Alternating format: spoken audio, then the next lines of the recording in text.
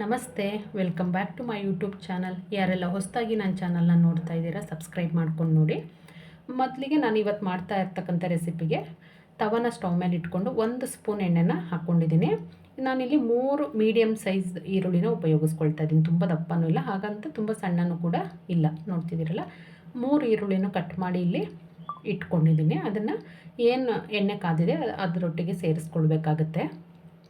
ಈರುಳ್ಳಿನ ತುಂಬ ಸಣ್ಣಗೆ ಕಟ್ ಮಾಡಬೇಡಿ, ಹಾಗೆ ತುಂಬ ದಪ್ಪನೂ ಕಟ್ ಮಾಡಬೇಡಿ, ಮೀಡಿಯಮ್ ಆಗಿ ಕಟ್ ಮಾಡ್ಕೊಳ್ಬೇಕಾಗತ್ತೆ. ಇಲ್ಲಾಂದರೆ ಸಣ್ಣ ಆದರೆ ಏನಾಗೋಗುತ್ತೆ ಅಂದರೆ ಬೇಗ ಸಿಹಿತ್ತೆ, ದಪ್ಪ ಆದರೆ ಒಳಗಡೆ ಎಲ್ಲ ಅದು ಫ್ರೈ ಆಗಿರಲ್ಲ. ಹಾಗಾಗಿ ಆದಷ್ಟು ಮೀಡಿಯಮ್ ಫ್ಲೇಮಲ್ಲಿ ಇಟ್ಕೊಂಡು ನಾವು ಈರುಳ್ಳಿನ ಹುರ್ಕೊಳ್ಬೇಕಾಗತ್ತೆ. ನೋಡ್ತಿದ್ದೀರಲ್ಲ, ಇದು ಒಂದು ಅರ್ಧ ಹುರಿದಾಗಿದೆ ಅನ್ನುವಾಗ ಇದಕ್ಕೆ ಮೀಡಿಯಮ್ ಸೈಜ್ 3 ಟೊಮೊಟೊನ ತೊಗೊಂಡಿದ್ದೀನಿ. ನೋಡ್ತಿದ್ದೀರಲ್ಲ, ಈ 3 ಟೊಮೊಟೊ ಹಣ್ಣನ್ನು ಕೂಡ ನಾನಿಲ್ಲಿ ಕಟ್ ಮಾಡಿ ತೊಗೊಳ್ತಾ ಇದ್ದೀನಿ.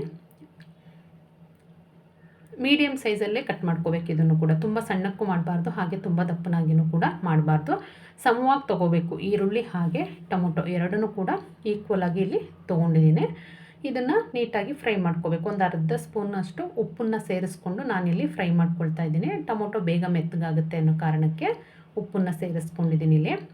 ನೋಡ್ತಿದ್ದೀರಲ್ಲ, ಆದಷ್ಟು ಮೀಡಿಯಮ್ ಫ್ಲೇಮಲ್ಲೇ ನಾವು ಹುರ್ಕೊಳ್ಬೇಕಾಗುತ್ತೆ. ನೋಡಿ, ಇದು ಆಲ್ಮೋಸ್ಟ್ ಫ್ರೈ ಆಗಿದೆ, ಟೊಮೊಟೊ ಹಾಗೆ ಈರುಳ್ಳಿ ಎರಡನ್ನೂ. ಇದರಲ್ಲಿ ಒಂದು ಅರ್ಧ ಭಾಗದಷ್ಟು ಈರುಳ್ಳಿ ಟೊಮೊಟೊ ಹಣ್ಣು ಎರಡನ್ನೂ ರುಬ್ಲಿಕ್ಕೆ ಇಟ್ಕೋಬೇಕಾಗತ್ತೆ. ಹಾಗೆ ಇನ್ನು ಉಳಿದಿದ್ದ ಅರ್ಧನ ನಾವು ಲಾಸ್ಟಲ್ಲಿ ಉಪಯೋಗಿಸ್ಕೊಳ್ಬೇಕಾಗತ್ತೆ. ಹಾಗಾಗಿ ಮಿಕ್ಸಿ ಜಾರಿಗೆ ನಾನಿಲ್ಲಿ ಒಂದು ಅರ್ಧದಷ್ಟು ಈರುಳ್ಳಿ ಹಾಗೆ ಟೊಮೊಟೊ ಫ್ರೈ ಆಗಿರೋದನ್ನು ಹಾಕ್ಕೊಳ್ತಾ ಇದ್ದೀನಿ. ನೋಡ್ತಿದ್ದೀರಲ್ಲ, ಇನ್ನು ಉಳಿದಿದ್ದ ಅರ್ಧನ ನಾನು ಒಂದು ಪ್ಲೇಟಿಗೆ ಎತ್ತಿಟ್ಕೊಳ್ತಾ ಇದ್ದೀನಿ. ನೋಡಿ, ಹೀಗೆ ತೆಗೆದಿಟ್ಕೊಂಡ್ರೆ ಅದೇ ಪ್ಯಾನಲ್ಲಿ ಮತ್ತೆ ನಾವು ಒಗ್ಗರಣೆ ಹಾಕ್ಕೊಳ್ಬೇಕಾಗತ್ತೆ. ಹಾಗಾಗಿ ಟೊಮೊಟೊ ಈರುಳ್ಳಿ ಎರಡನ್ನೂ ಕೂಡ ಒಂದು ಪ್ಲೇಟಿಗೆ ಎತ್ತಿಟ್ಕೊಳ್ತಾ ಇದ್ದೀನಿ. ಏನು ನಾವು ಜಾರಿಗೆ ಹಾಕ್ಕೊಂಡಿದ್ವಿ ಅದು ತಣ್ಣಗಾದ್ಮೇಲೆ ಕೆಲವೊಂದು ಇಂಗ್ರೀಡಿಯೆಂಟ್ಸ್ನ ಸೇರಿಸ್ಕೊಂಡು ಅದನ್ನು ಮಿಕ್ಸಿ ಮಾಡ್ಕೊಳ್ಬೇಕಾಗತ್ತೆ. ನೋಡ್ತಿದ್ದೀರಲ್ವಾ, ಈಗ ಏನು ಮಿಕ್ಸಿಗೆ ಹಾಕ್ಕೊಂಡಿದ್ವಿ ಅದಕ್ಕೆ ನೋಡಿ ತಣ್ಣಗಾಗಿದೆ ಇದು. ಇದಕ್ಕೆ ಒಂದು ಸ್ವಲ್ಪ ಶುಂಠಿನ ಸೇರಿಸ್ಕೊಳ್ತಾ ಇದ್ದೀನಿ. ಒಂದು 1/4 ಇಂಚಷ್ಟು ಶುಂಠಿ, ಹಾಗೆಯೇ ಜೀರಿಗೆ 1 ಸ್ಪೂನಷ್ಟು ಗರಂ ಮಸಾಲೆ ಹಾಕ್ಕೊಂಡು ನೀರು ಹಾಕ್ದೇ ಹಾಗೆಯೇ ರುಬ್ಕೋಬೇಕು. ಟೊಮೆಟೊ ಮತ್ತು ಈರುಳ್ಳಿ ನಾವು ಹುರಿದಿರೋದ್ರಿಂದ ನೀರಿನ ಅವಶ್ಯಕತೆ ಏನಿಲ್ಲ, ಹಾಗೆಯೇ ರುಬ್ಬಿ ಎತ್ತಿಟ್ಕೊಳ್ಳೋಣ. ಇದನ್ನು ನೋಡಿ, ಇದನ್ನು ಎತ್ತಿಟ್ಕೊಂಡು ಅದೇ ಪ್ಯಾನಿಗೆ 3ರಿಂದ 4 ಸ್ಪೂನು ಎಣ್ಣೆನ ಸೇರಿಸ್ಕೊಂಡು ಎಣ್ಣೆ ಕಾದ ನಂತರ ಅದಕ್ಕೆ 1 ಸ್ಪೂನಷ್ಟು ಸಾಸಿವೆನ ಇಲ್ಲಿ ಹಾಕ್ಕೊಳ್ತಾ ಇದ್ದೀನಿ. ಸಾಸಿವೆ ಚಿಟಪಟ ಅಂದ ನಂತರ ಅದಕ್ಕೆ ಒಂದು 8ರಿಂದ 10 ಎಲೆಗಳಷ್ಟು ಕರಿಬೇವನ್ನು ಕೂಡ ನಾನಿಲ್ಲಿ ಹಾಕ್ಕೊಳ್ತಾ ಇದ್ದೀನಿ. ಅದಾದ ನಂತರ ಒಂದು 1/4 ಟೀ ಸ್ಪೂನಷ್ಟು ಅರಿಶಿನದ ಪುಡಿನ ಇಲ್ಲಿ ಸೇರಿಸ್ಕೊಳ್ತಾ ಇದ್ದೀನಿ. ಹಾಗೆಯೇ ಸಾಂಬಾರು ಪೌಡ್ರು, ಖಾರಕ್ಕೆ ಎಷ್ಟು ಬೇಕಷ್ಟು ಸಾಂಬಾರು ಪೌಡ್ರನ್ನ ನಾವಿಲ್ಲಿ ಸೇರಿಸ್ಕೊಳ್ಬೇಕಾಗತ್ತೆ. ನಾನಿಲ್ಲಿ 2 ಸ್ಪೂನಷ್ಟು ಸಾಂಬಾರು ಪೌಡ್ರನ್ನ ಹಾಕ್ಕೊಂಡಿದ್ದೀನಿ. ಸಾಂಬಾರು ಪೌಡ್ರ್ ಇಲ್ಲ ಅಂದರೆ ನೀವು 1 ಸ್ಪೂನ್ ಅಚ್ಕಾರದ ಪುಡಿ ಹಾಗೆ 1 ಸ್ಪೂನ್ ಧನಿಯಾ ಪುಡಿನೂ ಕೂಡ ಸೇರಿಸ್ಕೊಳ್ಬೋದು. ನಾನಿಲ್ಲಿ ಎರಡನ್ನೂ ಸಾಂಬಾರು ಪೌಡ್ರಿಗೆ ಹಾಕ್ಕೊಂಡಿರೋದ್ರಿಂದ ಸಾಂಬಾರು ಪೌಡ್ರನ್ನೇ ನಾನಿಲ್ಲಿ ಉಪಯೋಗಿಸ್ಕೊಳ್ತಿದ್ದೀನಿ. ನಿಮ್ಮ ಖಾರಕ್ಕೆ ತಕ್ಕಂತೆ ನೀವು ಸಾಂಬಾರು ಪೌಡ್ರನ್ನ ಹಾಕ್ಕೊಳ್ಬೋದು. 2 ಸ್ಪೂನೇ ಹಾಕ್ಕೋಬೇಕು ಅಂತ ಏನಿಲ್ಲ. ಆದಷ್ಟು ಕಡಿಮೆ ಉರಿನಲ್ಲಿ ಇದನ್ನು ಹುರ್ಕೊಳ್ಬೇಕು. ಉರಿ ಜಾಸ್ತಿ ಆದರೆ ಸೀದೋಗುತ್ತೆ, ಕಹಿ ಬರುತ್ತೆ ತಿನ್ನುವಾಗ. ಹಾಗಾಗಿ ಇದನ್ನು 1 ನಿಮಿಷ ಹುರ್ಕೊಂಡ ನಂತರ ರುಬ್ಬಿಟ್ಟಿರ್ತಕ್ಕಂಥ ಮಿಶ್ರಣನ ಇದಕ್ಕೆ ಸೇರಿಸ್ಕೊಳ್ಬೇಕಾಗತ್ತೆ. ನೋಡ್ತಿದ್ದೀರಲ್ಲ, ಇದನ್ನು ಕೂಡ ಮಿಕ್ಸ್ ಮಾಡ್ಕೊಳ್ಬೇಕಾಗತ್ತೆ. ಅದರೊಟ್ಟಿಗೆ ಮಿಕ್ಸ್ ಮಾಡಿಕೊಂಡು ಆದಷ್ಟು ಕಡಿಮೆ ಉರಿನಲ್ಲಿ ಇದನ್ನೆಲ್ಲ ಹುರ್ಕೊಳ್ಬೇಕಾಗತ್ತೆ. ಅದು ಎಣ್ಣೆ ಬಿಡುತ್ತೆ, ಎಣ್ಣೆ ಬಿಡೋವರೆಗೂ ನಾವು ಹುರ್ಕೊಳ್ಬೇಕು. ನೋಡಿ, ಎಣ್ಣೆನೂ ಬಿಟ್ಟಿದೆ, ಹಾಗೆಯೇ ಕಲರ್ ಕೂಡ ಚೇಂಜ್ ಆಗಿದೆ, ನೋಡ್ತಿರ್ಬೋದು ನೀವು. ನೋಡಿ, ಈಗ ಇದಕ್ಕೆ 1 ಕಪ್ಪು ಮೊಸರನ್ನ ಸೇರಿಸ್ಕೊಳ್ಬೇಕಾಗತ್ತೆ. ಫ್ರೆಶ್ ಆಗಿರ್ತಕ್ಕಂಥ ಮೊಸರನ್ನ ಇಲ್ಲಿ ಸೇರಿಸ್ಕೊಳ್ಬೇಕು. ಹುಳಿ ಬಂದಿರೋ ಮೊಸರನ್ನ ಹಾಕ್ಕೊಳ್ಳಿಕ್ಕೆ ಹೋಗಬೇಡಿ. ನಮಗೆ ಗ್ರೇವಿ ತಿನ್ನುವಾಗ ತುಂಬ ಹುಳಿ ಅನಿಸುತ್ತೆ, ಆಲ್ರೆಡಿ ಟೊಮೊಟೊ ಯೂಸ್ ಮಾಡಿರೋದ್ರಿಂದ.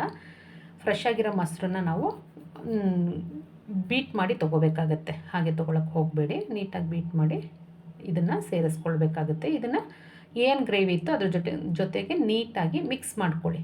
ನೋಡಿ, ಈ ಥರ ನೀಟಾಗಿ ಕೈ ಆಡ್ಕೊಳ್ಬೇಕಾಗತ್ತೆ.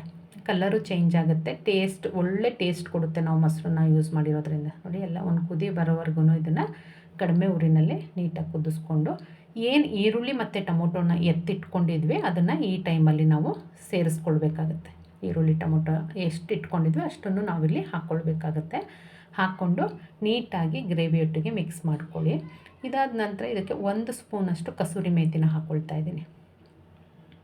ಇದೇನು ಹುರಿದಿಲ್ಲ, ಹಾಗೆ ಡೈರೆಕ್ಟಾಗಿಯೇ ಹಾಕ್ಕೊಳ್ತಾ ಇದ್ದೀನಿ. ಕಸೂರಿ ಮೇಥಿನ ಹಾಕ್ಕೊಂಡು ನೀಟಾಗಿ ಮಿಕ್ಸ್ ಮಾಡಿಕೊಂಡು ನಾವು ಒಂದು ನಿಮಿಷ ಕುದಿಸಿದ್ವಿ ಅಂದರೆ ಕಸೂರಿ ಮೇಥಿದು ಒಂದು ಒಳ್ಳೆ ಘಮ ಬರುತ್ತೆ. ಹಾಗೆಯೇ ರುಚಿಗೆ ತಕ್ಕಷ್ಟು ಉಪ್ಪನ್ನು ಕೂಡ ನಾನಿಲ್ಲಿ ಸೇರಿಸ್ಕೊಳ್ತಾ ಇದ್ದೀನಿ. ಆಲ್ರೆಡಿ ಉಪ್ಪನ್ನ ನಾವು ಟೊಮೊಟೊ ಬೇಯುವಾಗ ಹಾಕ್ಕೊಂಡಿರೋದ್ರಿಂದ ನೋಡಿಕೊಂಡು ಉಪ್ಪನ್ನು ಸೇರಿಸ್ಕೊಳ್ಬೇಕಾಗುತ್ತೆ. ಹಾಗೆ ಕೊತ್ತಂಬರಿ ಸೊಪ್ಪನ್ನು ಹಾಕ್ಕೊಂಡು ನೀಟಾಗಿ ಒಂದು ರೌಂಡ್ ಮಿಕ್ಸ್ ಮಾಡಿ ಒಂದೇ ಒಂದು ನಿಮಿಷ ಸಣ್ಣ ಫ್ಲೇಮಲ್ಲಿ ನಾವು ಕುದಿಸಿದ್ವಿ ಅಂತ ಅಂದರೆ ಎಣ್ಣೆನೂ ಬಿಡುತ್ತೆ, ಹಾಗೆಯೇ ನಮಗೆ ಗ್ರೇವಿ ಕೂಡ ರೆಡಿಯಾಗುತ್ತೆ.